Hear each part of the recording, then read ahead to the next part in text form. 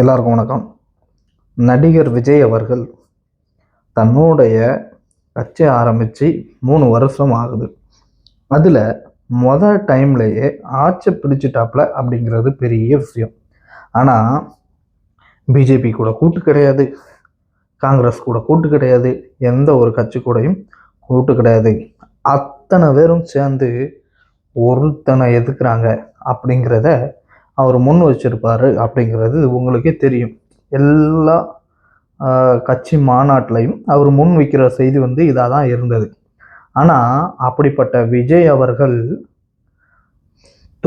சட்டமன்றத்துக்கு உள்ள போகிறதுக்கே தொங்கு சட்டமன்ற தொகுதியாக மாறி போச்சு எல்லா கணக்குமே. அதுக்கப்புறம் என்னாச்சு அப்படின்னு பார்த்தீங்கன்னா, ஒவ்வொரு கட்சியிலிருந்து ஆதரவு தேவைப்பட்டுச்சு.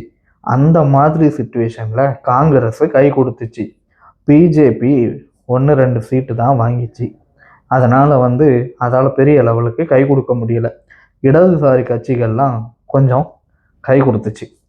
இந்த தொங்கு சட்டமன்றத்தை ஒரு சக்ஸஸ்ஃபுல்லாக அவரை கையாண்டு இன்னைக்கு முதலமைச்சரும் ஆயிட்டார்.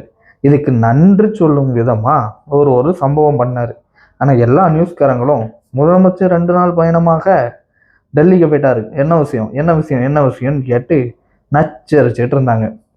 டெல்லிக்கு போன அவர் ஃபஸ்ட்டு போய் இறங்கின உடனே நம்ம இந்திய அரசியலில் ஒரு முதலமைச்சர் வந்தால் என்ன ஒரு ரெஸ்பெக்ட் போலீஸ் தலைமையில் கொடுப்பாங்களோ, இராணுவ தலைமையில் கொடுப்பாங்களோ, எல்லா மரியாதையும் கொடுத்தாங்க. அதையும் அன்போடு ஏற்றுக்கிட்டாரு. அந்த டைமில் விஜய் சார்னு சொல்லிட்டு நிருபர்கள்லாம் கூப்பிட்டாங்க. அந்த டைமில் சொன்னார், சரி இப்போ உள்ளே போயிட்டு அதுக்கப்புறம் சந்திக்கலாம் அப்படின்னு போயிட்டார். உள்ளே போயிட்டு ஃபஸ்ட்டு எடுத்த உடனே என்ன பண்ணாருன்னா, பிஜேபியில் முக்கியமான புள்ளியை பார்த்தாரு. இந்த இதை பார்க்கவுமே எல்லா இடமும் செய்தி காட்டுத்தீயாக பரவிட்டு, ஆகா ஜியோட கூட்டு சேர்ந்துட்டாருடா, மோடிஜியோட கூட்டு சேர்ந்துட்டாரு, மோடிஜியை பார்க்க போயிட்டாரு, மோடிஜி சொல்கிறது தான் செய்வார் அப்படின்னு. ஆனால் இங்கே நடந்த சம்பவமே வேற. என்ன அப்படின்னு பார்த்தீங்கன்னா, தமிழ்நாட்டோட இந்த நாட்டு வளர்ச்சிக்கும், அதாவது ஒரு அணையை பற்றி பேசுகிறதுக்கும், அதுக்கப்புறம் கச்சத்தீவில் மீன் பிடிக்கிறாங்கல்ல, அந்த மீனவர்களை இலங்கை கொண்டு போயிட்டு அவங்கள சிறைப்படுத்துறதை நிறுத்தும்படியாகவும், அதுக்கப்புறம் நிர்மலா சீதாராமனை சந்தித்து தமிழ்நாட்டுக்கு சர்வதேச அளவிலான கம்பெனிகளை கூடுதல் இன்வெஸ்ட்மெண்ட் பண்ணி அங்கே ஓப்பன் பண்ணுங்க, எங்களுக்கு தொழில் வளர்ச்சி தாங்க, ஏதாவது கடன் சுமையில் இருக்க தமிழ்நாட்டை அடுத்து நடத்துறதுக்கு தேவையான நிதி, அதுக்கப்புறம் அந்த வளர்ச்சியின் பாதையில் எப்படி எடுத்துகிட்டு போகிறது அப்படிங்கிற கருத்து, இது எல்லாத்தையும் கேட்டு விசாரிச்சுட்டு மோடிஜிக்கும் பார்த்துட்டு, மோடிஜி தமிழ்நாட்டோட வளர்ச்சிக்கு உதவுங்கன்னு கேட்டுட்டு, என்னைக்கும் கூட இருங்கன்னு கேட்டுட்டு, அதுக்கப்புறம் நேர போய் பார்த்தது தான் காங்கிரஸ் தலைவர் ராகுல் காந்தி அவர்களை. சோனியா காந்தி அவர்களையும் சந்திக்கிறதுக்காக போனார்.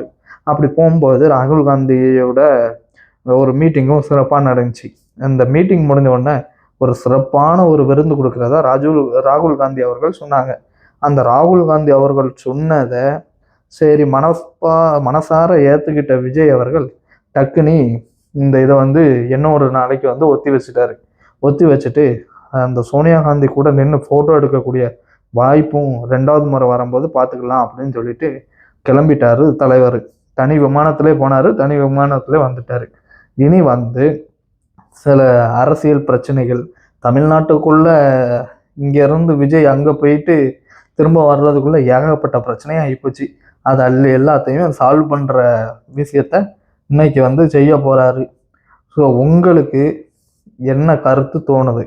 அவர் அங்கே போயிட்டு மோடிஜியை சந்தித்ததாக இருக்கட்டும், ராகுல் காந்தியை சந்தித்ததாக இருக்கட்டும், சோனியா காந்தியை இனிமேல் சந்திக்க போகிறதா இருக்கட்டும், இந்த இது குறித்து என்ன விவாதிச்சிருப்பாங்க, என்ன இதெல்லாம் நமக்கு சொல்லியிருப்பாங்க, என்ன இதெல்லாம் மறைச்சிருப்பாங்க அப்படிங்கிறத கீழே கமெண்ட் பண்ணுங்கள்.